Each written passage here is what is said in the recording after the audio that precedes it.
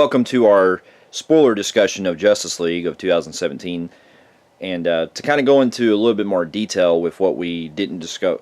Now, we're going to go into a little more detail of what we didn't go over in our non spoilers. So, this will contain major spoilers regarding the movie. You have been warned for those who haven't seen the film yet. Now, to kind of go into more detail, Justice League is one of those films that I appreciate of what DC is actually going on board with now, because I feel like they're now in the right direction with setting things up and everything. But I really feel like there is some things that they left out from the studio that we could have explained a lot more in the film itself. So to kind of go into basically the general plot again, we have the plot that's up with Steppenwolf and his army of parademons that are trying to take over the world from this what's called the Mother Boxes, and basically it's up to Batman, who is now looking for the members of the Justice League, who's trying to basically form the team together to stop the evil. And now keep in mind, this is after Superman has pretty much died in the last film, so instead of Superman starting the Justice League, it's actually Batman doing it. Because in this... And now with that, Batman, throughout the time, Batman's been fighting those little fucking firefly-looking things. Yeah. And he's been wondering where they were coming from. Like, he's, kind of like saying, oh, God, something big's coming. Because, this is the first time since Doomsday that supernatural villains are coming from space. Yeah, and if you remember in Batman vs Superman, it was pretty much showing in those dream sequences that he had that it was basically foreshadowing that. Yep. Which I thought was pretty cool. And with this one, it shows that Batman realizing that he's not going to be able to take things on his own. He's going to have to go after the other metahumans that were introduced in Batman vs Superman. And he has to team up with Wonder Woman, who's once again is played by Gal Gadot. And I got to tell you, when they go along with looking for the metahumans, the first one they discover is Arthur Curry, who's Aquaman. And in this version, we see that Aquaman is basically living like an isolated life, where he's not no longer in Atlantis. He's basically, because I guess he got banned from there. Yeah. Well, we'll get to our pros and cons after we discuss the story, but that's where the movie suffers. Its backstory, especially on character development, especially on Aquaman, where it's all messy, and we really don't know what the deal is. All we know is Aquaman, where Bruce Wayne finds him. He finds him in kind of like this Alaskan harbor type thing, and he's basically living his own life, and he's feeding this village. Yeah. But one of the things that and that's what I'm saying, so it doesn't really go into a lot of detail with that. But because afterwards, Arthur doesn't want to go with Bruce Wayne because he feels like, there's something going on where he doesn't feel like he wants to go with them and everything, so he refuses and decides to go back in the water. And the rest of the story, throughout the story, we also deal with the backstory involving Steppenwolf, where apparently that this kind of reminds me a little bit of Lord of the Rings, where in the past he was trying to combine the energies of what's called the Mother Boxes that were actually handled by other worlds, including the Olympians, which is where the Olympian gods, the Amazons. You also had the Atlanteans, which is where Aquaman's world takes place. And I didn't realize this until he told me about this, that there was also Green Lanterns that actually had this. Yeah, his Green Lantern's world's in this.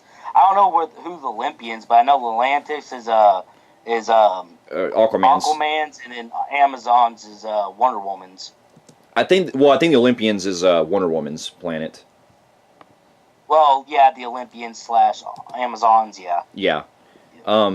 Yeah, and so when we actually get a glimpse of what the Green Lanterns actually look like in this film, because in the past it showed that Steppenwolf was trying to get the combined energies of the Mother Boxes, and the Green Lanterns, it actually shows a glimpse in like this really cool fight scene where it shows everyone's fighting Steppenwolf and his parademons, and you see a Green Lantern actually fighting them and stuff, which is pretty cool. Yeah, and in that scene where he's doing that, and it's showing all the Amazons, everybody's all fighting and trying to take the boxes away from him. He does reference having all his boxes so he can release Darkseid. Yeah, which I thought was pretty cool, because it shows that supposedly if we get the next Justice League film, that we'll get to see Darkseid. Yeah. And then throughout the rest of the movie, we get to see when Bruce Wayne is trying to uncover he's trying to go after the other Justice League members. We get introduced to Rafe Cyborg, who was actually, if you remember in Batman vs Superman, he was built by his he was actually basically destroyed because in the trailers of Justice League it showed that he was actually a football fighter or a football star, and he was actually injured due to something, and it caused him to basically get rebuilt by his father into this cybernetic organism, into this suit, basically. Which I thought was pretty cool, but the thing was that we didn't really get much backstory with this character in this one. We didn't. We only got that he lost his mom in an explosion. We don't know. It was like a lab explosion. The dad didn't want to lose his son at the same time, so basically he's put them together and all that stuff.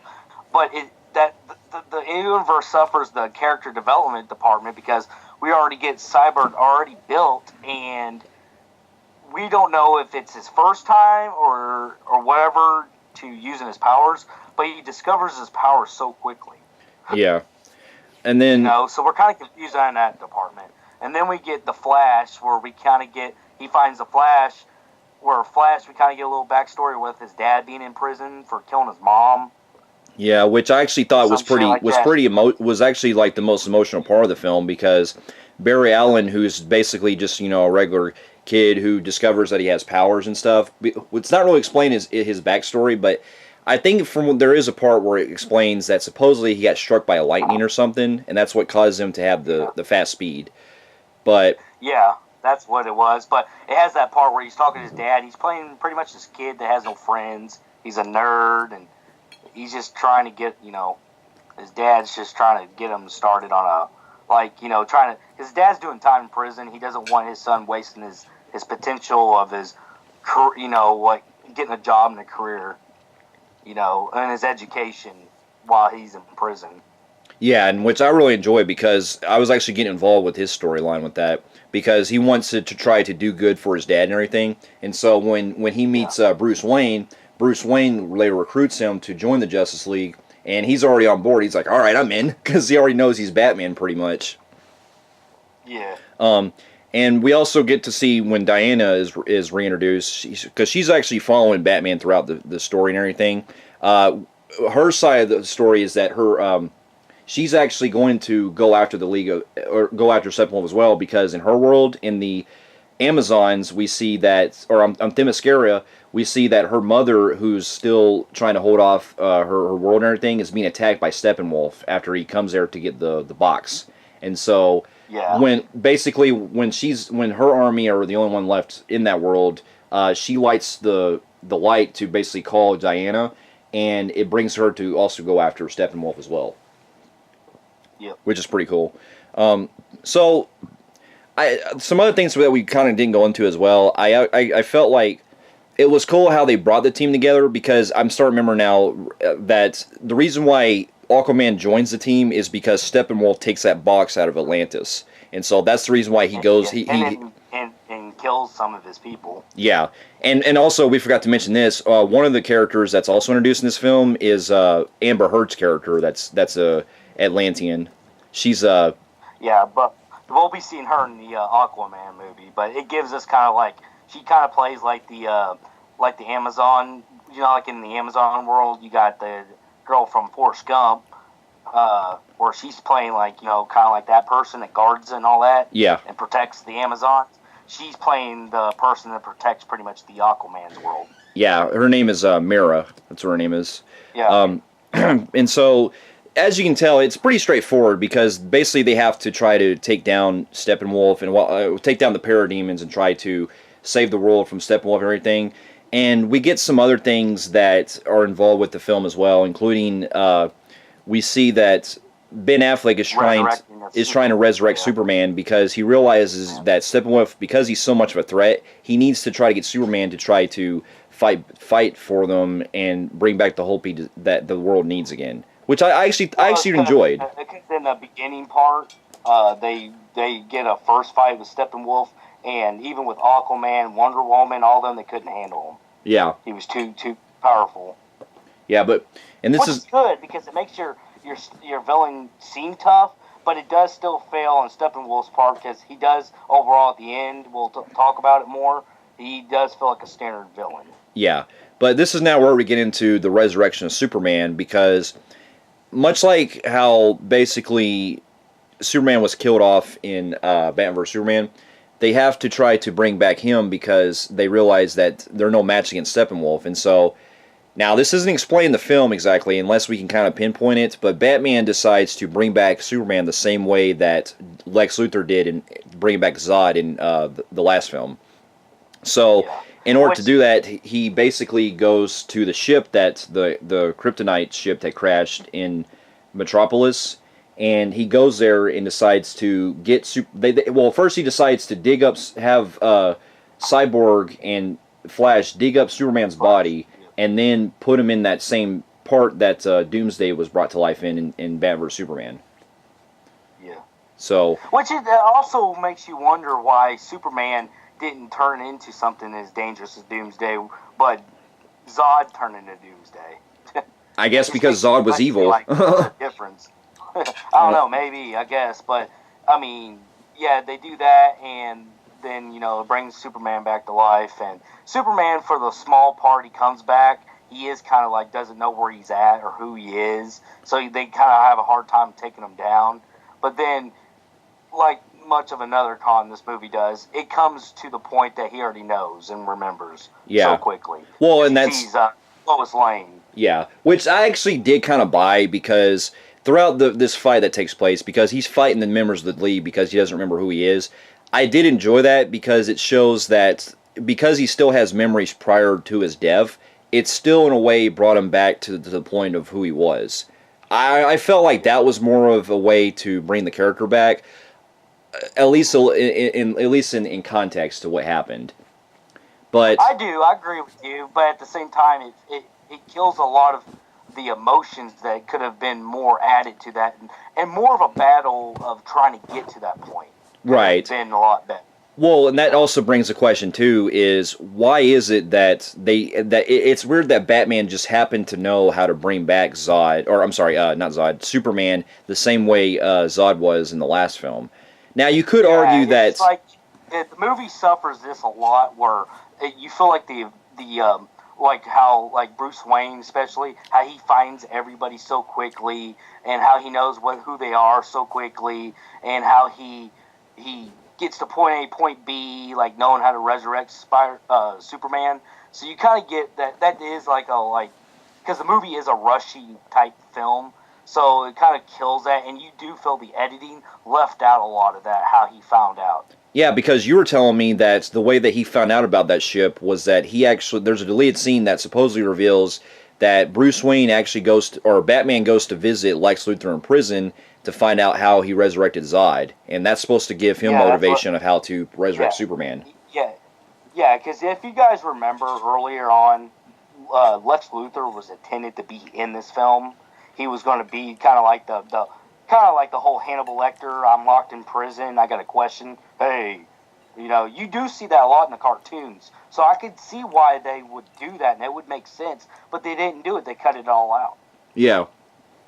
I guess the only reason... If you watch the cartoons, there is parts where Batman is questioning Lex Luthor why he's in prison. And that would have been cool to see in the movie because that is from the cartoons. It's just they cut it all fucking out. Yeah, it would have been a lot better. It would have explained better of instead of it conveniently doing that. Yeah. But unfortunately, it cut it out, so... Yeah, but then we also get to when Superman does return, though, actually is resurrected completely.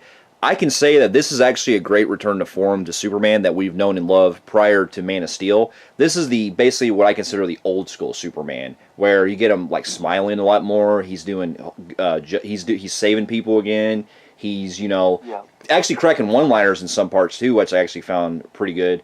And it's basically the Superman that people who weren't fan of Man of Steel or Batman vs Superman actually enjoyed. If you like the old school Donner films, then you might like this Superman. Yes, they did bring a more lighthearted when he came back. You can kind of see that he appreciates life more, and his resurrection, you could see that he's going to have a different view on how he takes the world. So I Yeah. did like that. I did like that. Yeah, I did too. And then So I wish if the movie was a lot longer, I guarantee they could have done a lot more with that and really show a more light or really more emotion to it. it was, yeah, I could have seen that. I thought really, they lacked that a little bit. They did have some little parts that got me, but overall, it was really just boom, boom, boom. He's alive. yeah. And that's what kind of like a little disappointed on. Yeah, but and also going forward too, we also have the stuff involving where Superman and the team, well, the team has to pretty much finally get to Steppenwolf to fight them and everything, and we get their final climax, which involves them having to fight Steppenwolf and all that. And this is probably the biggest, one of my favorite action sequence. Well, actually, no. Let me rephrase that. I'll cut that out. One thing we forgot to mention in the other non-spoiler review was I was glad to see J.K. Simmons playing Commissioner Gordon, who was introduced in this movie. Yep, I've seen that. That was really good. Yeah. Yeah, because in this version of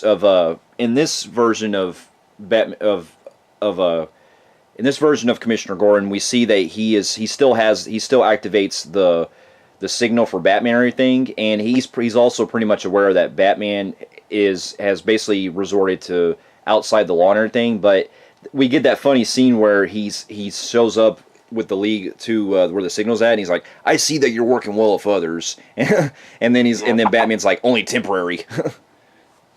Yeah. So you could. Yeah, I did like that. I think J.K. Simmons is. I mean, he's got his really good take on Commissioner Gordon. I still got to give a lot of props to Nolan's version where we had Gary Oldman. Gary Oldman, he did fucking fantastic in that world. So they're both were great.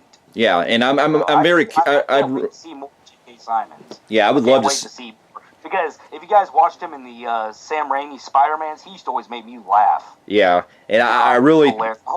That. Yeah, I really am wanting to see him more in the next following Batman films that they bring him in. So. Yeah. So basically, they find out that they have to go to Russia because pretty much Steppenwolf is cited over there because of a certain kind of like when they went to war back in the old times or some crap like that. That's where pretty much the setting was, or some piece was there. Yeah. So that was what he set his little world in to start off by trying to take over the world, because he ends up capturing all three of the motherboard boxes. So. Yeah, and so it's up to them to try and finally recover it, so that way he doesn't get it. And when they fight their way through, they also see that this also brings the motivation for the Flash having to actually work with the team, because he's finally able to be a combat fighter instead of a guy who was kind of scared at first to do it, Because before he joined the League, he was always just a guy who, like you said, he just likes to run and everything. And this one, when he joins the League and everything, he actually does well in combat, and he gets away, and he actually saves people as well. Especially that family that's trying to get away, and he actually pushes the truck farther so that the demons can't get to him. Yeah. So, yeah, this climax is pretty unique, because I like how it shows like the red and kind of orange look to it, where it shows like it's basically like hell on earth. Hell on earth. Yeah.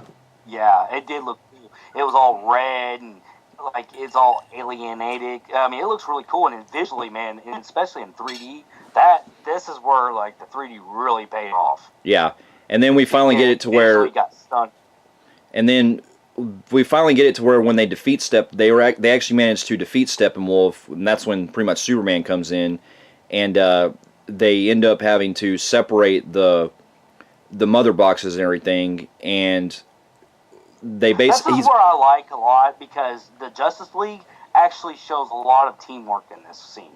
I do too. Steals really you don't get the like one-sided where you got just Superman doing it all, whatever. Everybody puts in their hands into the middle of this, and I do like that they did that. I did not want to see a one superhero movie taking over the other ones. Yeah, me neither. Doing more work. And I thought it was very ironic. The part, because you also got these humans that are stuck inside that little bubble thing of him, and they're trying to get away. Yeah. But what's also what's really ironic is that Steppenwolf actually gets defeated by his own parademons, which I thought was pretty cool. Yeah. And so. Yeah, I I didn't get that. Why did they trade? I didn't get the whole why they betrayed him. Because he overcame fear. Because when he realized that when he was when the mother boxes were separated and he was basically fearing the heroes and everything. That's when the parademons came in and attacked him, basically. Yeah. Oh yeah. And so, and this is actually something. And then after he gets defeated, we get to see the arc that's concluded where Bruce Wayne and Diana pretty much go on to rebuild the Wayne Manor, which I thought was pretty cool because we finally get to see them actually bringing in the Wayne Manor to become for future films. Yeah, and that's going to be their headquarters, and you're not going to see much of, Batman doing his own thing in the Cat Cave and everything. They're building up. They're using the manor. They're going to build their, like you've seen on the cartoons and stuff, their little area where they all come and associate and plan out what they got to do to keep the world, protected. Yeah, and then you also get to see where Flash gets a job working for the police department, which I thought was cool, because so he actually makes his dad proud while he's in prison. And you actually see a good closure because you didn't get a really true closure between Batman vs Superman because they were kind of heated and they didn't have time to actually show compassion to each other because he got killed in Batman vs Superman. So in this one, you see at the end where Batman actually. Because in the beginning of the movie, it shows Superman's, adopted mom lose her home to foreclosure.